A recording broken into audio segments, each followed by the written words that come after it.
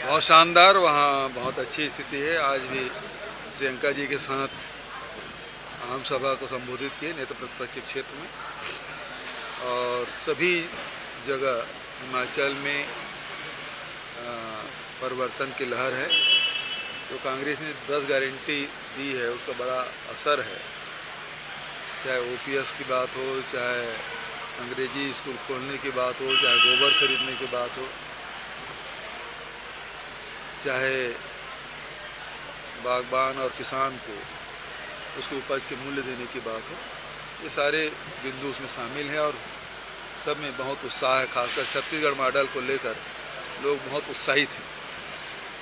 ये प्रतापपुर में उपचुनाव होने वाला है, बीजेपी कह रही कि आरक्षण के मुद्दे को लेकर जनता के बीच जाएंगे।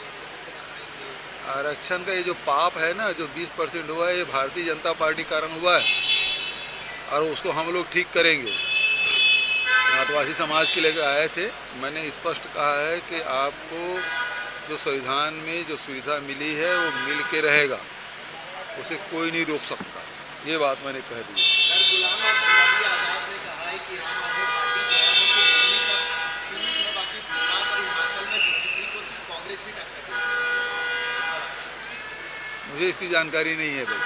ये हिमाचल प्रदेश को लेकर प्रधानमंत्री बोल रहे हैं कि वहाँ जो प्रवृत्ति है कि बार-बार बदलने की सरकार, वो बदलना नहीं चाहिए, मौका देना चाहिए और 5 साल का मुद्दा है। देखिए, महत्वपूर्ण बात यह है कि 5 सालों में आपने जो वादे किए थे उसे पूरा किया नहीं। डबल इंजन की सरकार है, वहाँ उन्होंने कहा था 69 राष्ट्रीय राजमार्ग बनाएंगे, मुख्यमंत्री के अपने गृह जिले में एयरपोर्ट बनाएंगे, किसानों की आय दुगुनी करेंगे। तो किसानों की आय दुगुनित नहीं हुई बल्कि खर्च दुगुना हो गया, और जितने भी सेब उत्पादक किसान हैं उसको उद्योगपति के हाथ में उसके भविष्य सौंप दिए।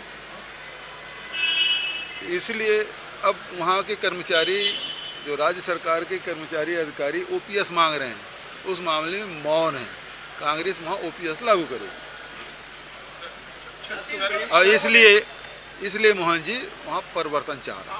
सुप्रीम कोर्ट ने जारी किया है, घोषणा पत्र भी आप लोगों ने जारी किया, सबको छत्तीसगढ़ मॉडल की झलक दिख रही, गोबर खरीदी करेंगे। बिल्कुल, मैं तो अभी पहले ही बोला, छत्तीसगढ़ मॉडल का जो सफल जो कार्यक्रम हमारे हैं उसको वो ले रहे हैं, अच्छी बात है। सर, आपने एक सुप्रीम कोर्ट ने कहा कि घोषणा वीरों से बचना होगा, ये पहला शब्द आया है कांग्रेस की तरफ से। घोषणा वीर कौन है, किससे बचना होगा? अभी तो मैं बोला ना, बताया 69 राष्ट्रीय राजमार्ग बनाएंगे, मंडी में एयरपोर्ट बनाएंगे, मुख्यमंत्री गृह जिला ना एक ठोक राष्ट्रीय राजमार्ग बना, ना एयरपोर्ट बना, ना किसानों की आय दुगुनी हुई। तो ये घोषणा नहीं है तो क्या, ये घोषणा वीरों से बचना है, ये मैंने कहा। सुप्रीम कोर्ट ने आर्थिक रूप से कमजोर वर्ग के लिए 10% का आरक्षण जो है वो मंजूर कर दिया है, वहाँ लगा दिया। बहुत अच्छी बात है, हम स्वागत करते हैं। हम तो चाह ही रहे हैं, संविधान में जो व्यवस्था है अनुसूचित जाति जनजाति को उसके जितने उसकी जनसंख्या है उसके आधार पर उसको आरक्षण मिलना चाहिए। जो मंडल आयोग के जो रिपोर्ट है उसके आधार पर पिछड़े वर्ग को 27% मिलना चाहिए। और अभी भारत सरकार ने और सुप्रीम कोर्ट में जिसमें सील मोहर लगाया कि 10% ईडब्ल्यूएस को मिलना चाहिए, हम इसके पक्षधर हैं।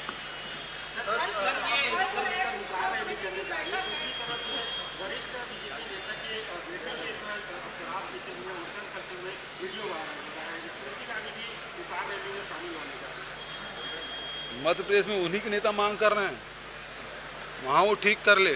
और सबसे बड़ी बात ये है कि ये शराब के साथ साथ जो अन्य जो सूखा जो नशा है और जिसके सप्लाई मुद्रा पोर्ट से हो रहा है, पूरे देश में फैल रहा है, तो वहाँ जो पकड़ा गया है उसमें कार्रवाई करवाएंगे क्या स्मृति ईरानी जी? मुद्रा पोर्ट में जो पकड़ा गया हजारों करोड़ रुपया का जो नशा सामग्री पकड़ा गया, उसको उसमें क्या कार्रवाई कर रही हैं स्मृति ईरानी जी को बताना चाहिए।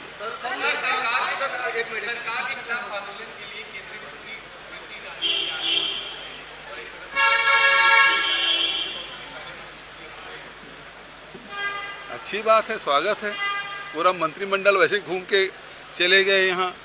अब स्मृति ईरानी जी आंदोलन करने आ रही हैं तो उनका स्वागत है। सर अब तक जितने भी उपचुनाव हुए हैं सर, बीजेपी हमेशा से दावा करती रही हम जीत हासिल करेंगे, ये माना कि इस चुनाव में भी कांग्रेस की जीत बरकरार रहेगी। देखो, भानु प्रतापपुर की जनता हमें आशीर्वाद देगी, हमें पूरा विश्वास है। इसके पहले आपने देखा होगा कि दंतेवाड़ा भारतीय जनता पार्टी की सीट थी, उसको हमने छीना। मरवाही और खैरागढ़ जोगी कांग्रेस की सीट थी, उसे हमने हासिल किया है। तो ये सीट भी हम जीतेंगे, ये विश्वास है। सर, ये दिल्ली में वायु प्रदूषण जो है दिनों दिन भयावह होते जा रहा है, क्या सॉल्यूशन है, किस तरीके से इससे बचा जा सकता है सर, क्या करें? देखिए, आज प्रदूषण के लिए केवल पंजाब के किसानों को जो पराली जला रहे हैं उसको दोष ठहरा रहे हैं, या यूपी में या हरियाणा में जो जला रहे हैं उसको दोष ठहरा रहे हैं। केवल यही एक कारण नहीं है जिसमें प्रदूषण हो रहा है। प्रदूषण के बहुत सारे कारण हैं, जिसमें औद्योगिक प्रदूषण है, जो व्हीकल है उसके प्रदूषण हैं, पराली जलाने से प्रदूषण है। तो ये सबको सभी दिशा में काम करने का आवश्यकता है। दिल्ली में जितने उद्योग हैं और जो प्रदूषण फैला रहे हैं, उस उद्योग के खिलाफ दिल्ली सरकार क्या कार्रवाई कर रही है कि सबसे ज़्यादा मान लो पराली जलाने से 14% बढ़ रहा है, ये कहते हैं। तो इसका मतलब ये है कि 86% दूसरे कारणों से बढ़ रहा है। तो 86% जो बढ़ रहा है उसको रोकने के लिए केंद्र सरकार और राज्य सरकार क्या कदम उठा रही है, महत्वपूर्ण विषय ये है। वो लाइट ऑन व्हीकल ऑफ, इससे कुछ नहीं होगा। मतलब ये है कि मूछ मुड़ने से लाश हल्का नहीं होगा।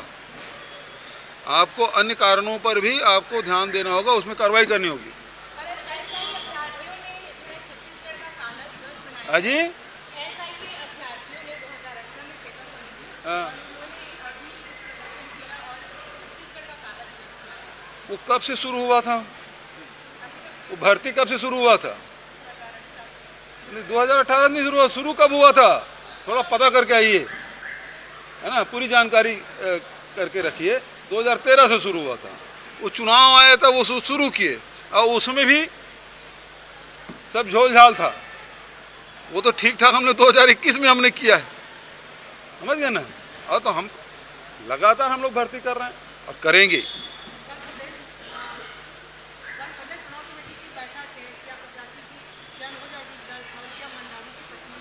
देखिए, पहली बात है, प्रत्याशी के जो चयन है वो सेंट्रल इलेक्शन कमेटी करती है, हाईकमान करती है।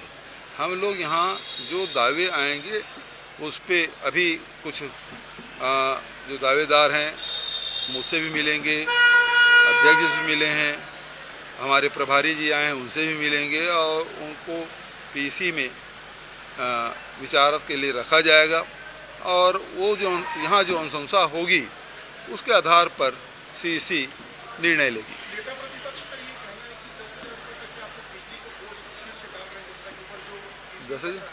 10,000 तक हाँ,